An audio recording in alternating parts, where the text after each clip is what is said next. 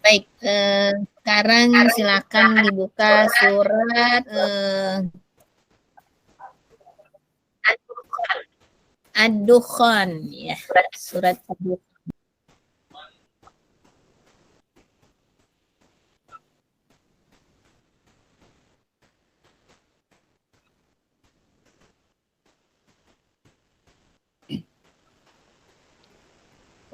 Mulai saya. Silakan Ibu ditulis ya apa yang dibaca tadi. Iya, saja. Sekarang giliran Pak Rinaldi. Ya. Silakan dibaca ayat 19 sampai ayat 29. Ya. Sampai ayat 29 ya, Zah? Ya. أعوذ بالله من الشيطان الرجيم بسم الله الرحمن الرحيم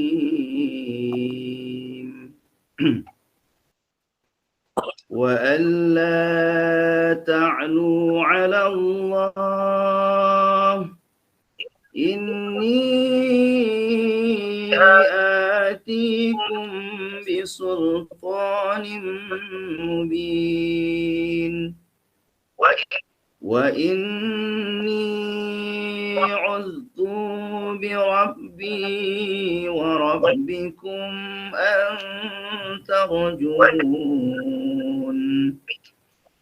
وإن لم تؤمنوا لي فاعتزلون فدعا ربه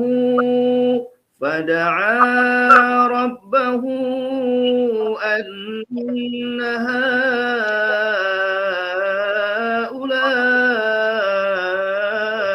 قوم مجرمون فأسر بعبادي ليلا إنكم متبعون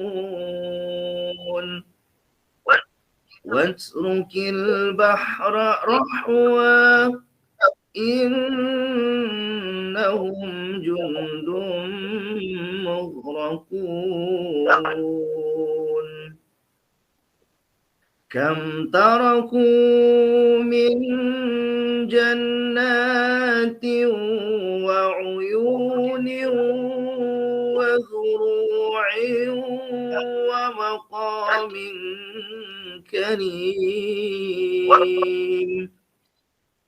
ومقام كريم ونعمة كانوا فيها فاكهين كذلك وأورثناها وقوما آخرين فما بقت عليهم السماء والأرض وما كانوا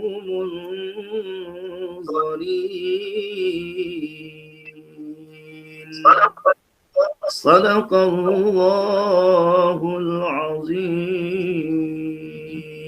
Ya, silakan ditulis ya yang barusan dibaca nih Pak Rinaldi. Ya. Ya, sekarang Pak Irsyadul Hamdi, lanjutkan ya Pak Rinaldi.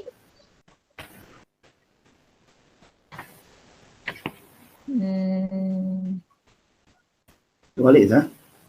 Enggak, udah. Oke. Ya.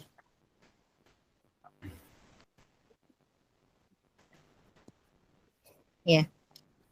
Baik, jadi Bapak Ibu guru yang namanya guru, apalagi guru bahasa Arab ya, baca Al-Qur'annya, kemudian tentulah harus pas ya. Tolong Ibu perhatikan ininya. Mungkin nggak sengaja ya, tadi Bu Ayu ada yang rasulunnya, sunya nggak panjang, rasulun ya tadi ya. Jadi mad itu ya. Kemudian pada wakaf yang Kola lebih baik berhenti, salah lebih baik disambung ya. Jim pilihan, boleh berhenti, boleh lanjut. La tidak boleh berhenti, mim wajib berhenti. Kemudian titik 3 berhenti di salah satu titik itu ya. Kemudian yang paling penting kita perhatikan itu wakaf dan ibtida. Ya. Jadi sehebat apapun orang baca Quran, tilawah, apalagi di ikut MTQ misalnya, kalau nggak ngerti bahasa Arab, dia akan sulit untuk ibtida, wakaf, ibtida itu. Karena setelah wakaf, kita dari mana harus memulai? Ya. Nah, diharapkan guru bahasa Arab mampu. Jangan pernah ibtida di maf'ul bih misalnya. Ya kan? Nggak sampai suara di maf'ul bih yang diulang. Nggak, harus ulang dari fi'il. Jangan pernah ibtida misalnya di isim inna, di isim kana, ya kan? Atau di khabarnya. Tapi mulai di amil nawasih itu. Nah, itu contohnya. Ya, Bapak Ibu, nah ini tolong diperhatikan. Karena akan sangat berpengaruh ke makna ayat. Ya. Kemudian baik, kita akan lanjutkan ke beberapa pertanyaan ya tentang pedagogik ya. Dan sekarang Pak Rinaldi ya, Pak Rinaldi di mana tugasnya? Di MTSN 7 Kota Padang, saudara. Oh, sudah berapa lama? Sudah dari tahun 2009, saudara. Nah, lumayan ya, udah lebih 10 tahun itu ya. Ya, Gambaran siswanya kita gambaran siswanya seperti apa? Kalau untuk di MTSN 7, sebelumnya saya di MTSN 4, saudara, dari tahun 2009 sampai tahun 2015 di MTSN 4 Kota Padang. Kemudian selanjutnya dari tahun 2015 sampai tahun 2022 ini di MTSN 7 Kota Padang, saudara. Kalau untuk siswa, ya jelas karena dia berada di Papingko namanya, saudara. Padang pinggir kota namanya. Oh, jadi tentu dan namanya daerah Bungus, saudara. Jadi ini adalah merupakan daerah wisata. Tentu sikap dan karakter anak jauh berbeda dengan kota Padang. Seperti misalnya yang ada di kayak di MTSN model, kayak di MTSN. Pokoknya yang daerah-daerah kota itu. Jadi karakter anak sangat beragam, keras, suara keras, kemudian susah untuk dikendalikan karena memang karakternya tepi laut itu, di tepi laut. Jadi memang pembawaan anak-anaknya sangat keras dan berkata-kata kotor itu sudah menjadi hal yang sangat biasa bagi mereka, saudara. Ini karakternya hampir di setiap kelas seperti itu, dan rata-rata seluruh mereka 100% itu berasal dari sekolah dasar. Tidak ada yang berasal dari madrasah ibtidaiyah. Itu karakter anaknya, saudara. Ya, kalau begitu apa yang dilakukan ke anak-anak itu dalam rangka memotivasi mereka belajar, khususnya belajar bahasa Arab? Ya, karena belajar bahasa Arab ini adalah merupakan pembelajaran yang baru bagi mereka, Zah. Jadi anak masuknya tidak bisa terlalu frontal gitu, Zah. Jadi mungkin anak-anak itu bernyanyi dulu awalnya seperti kemarin itu, misalnya nyanyi kalau kau senang hati, tapi anak-anak ubah sedikit dengan bahasa Arab gitu kan. Kemudian satu-satu aku sayang ibu kan. Anak-anak ubah dengan bahasa Arab yang lebih mudah gitu saja. Jadi mereka bertanya-tanya, ini apa nih Pak? Ini bahasa Arabnya Ananda. Beginilah bahasa Arabnya. Bahasa Arab itu tidak sulit Ananda. Seperti halnya nyanyi ini. Jadi rata-rata begitu yang bisa Ananda motivasi, karena memang karakter anak itu secara internnya itu memang agak keras gitu, saudara. Tapi dengan kita memasukkannya dengan unsur-unsur seni, menyanyi dan segala macam lainnya yang berkenaan dengan itu, jadi ketertarikan anak itu dengan bahasa Arab walaupun tidak 100%, mungkin ya mencapai 60-65% bisa kita apakan itu, bisa kita topang dengan itu dan itu barangkali cukup berhasil gitu, tapi walaupun tidak seluruhnya berhasil itu. Ya, baik. Kalau ini, kalau memberi apa di kelas itu pakai media enggak?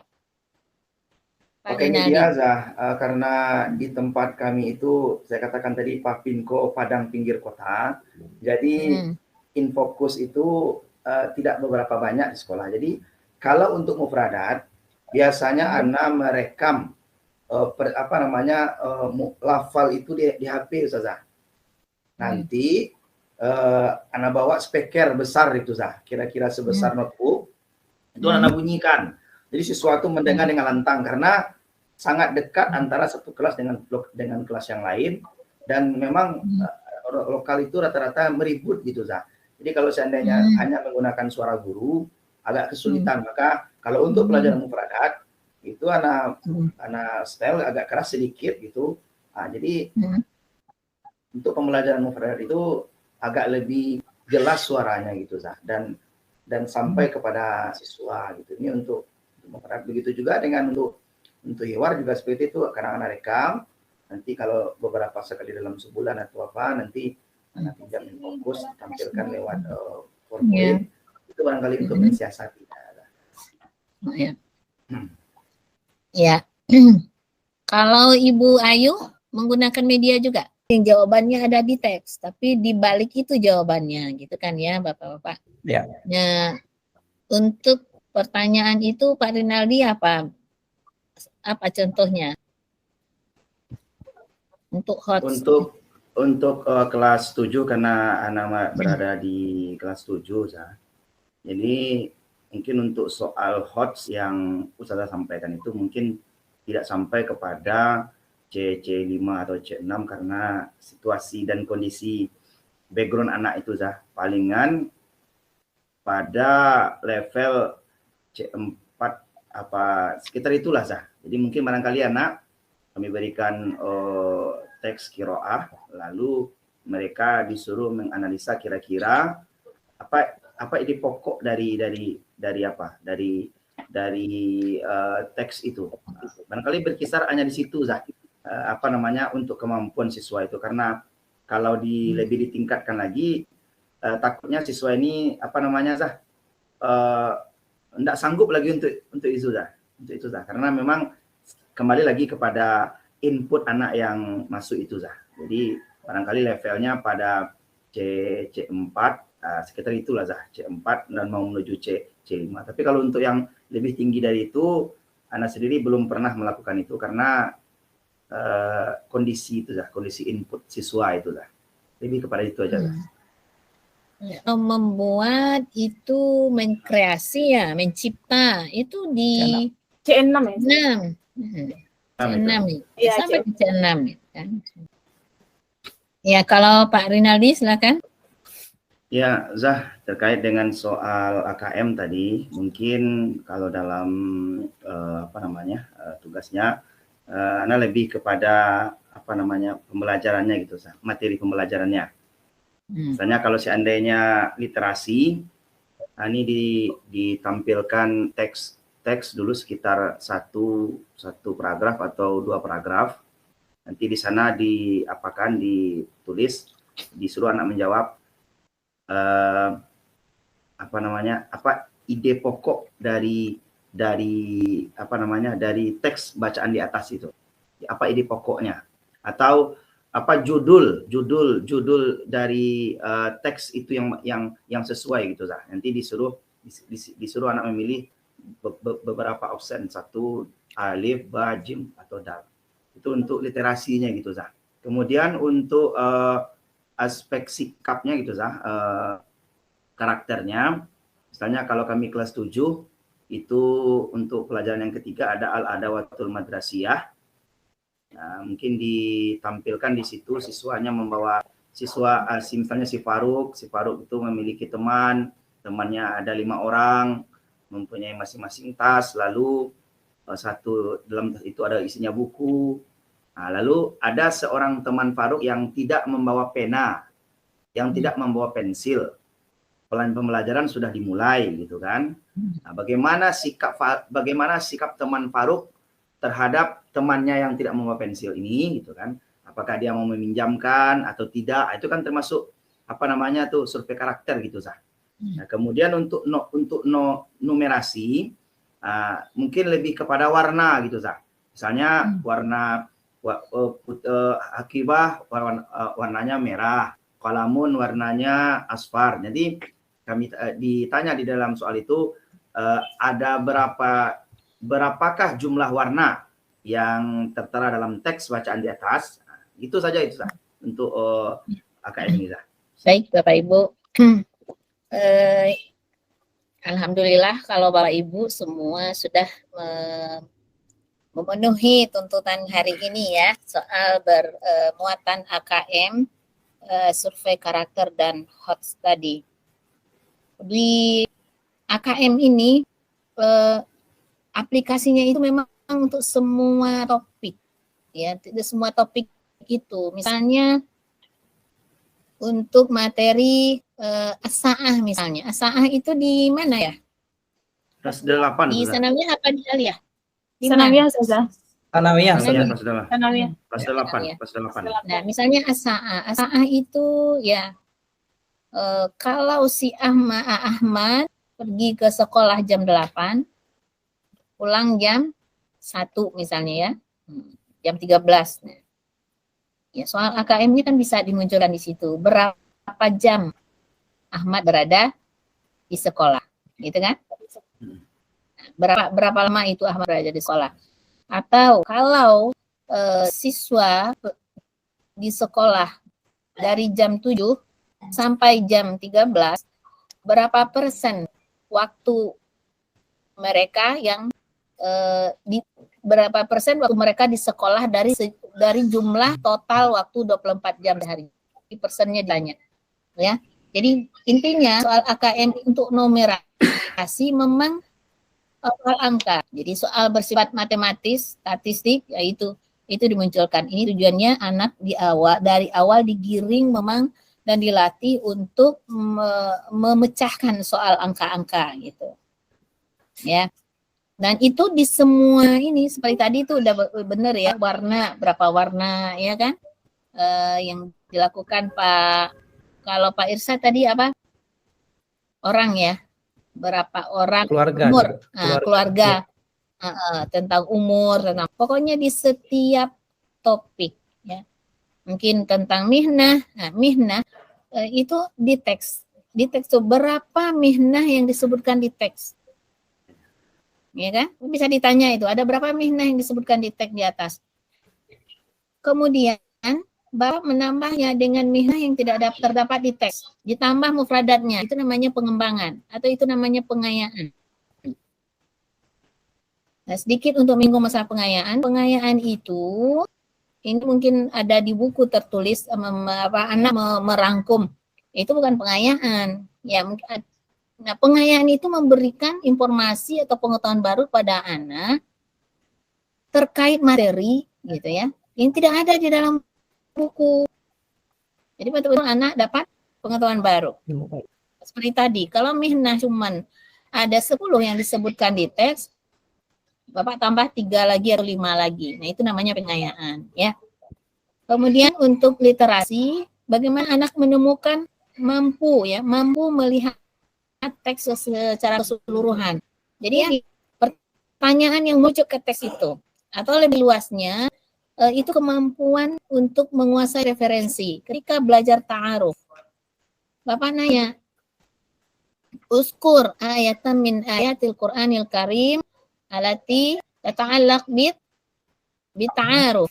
Nah, dia mampu menuliskan surat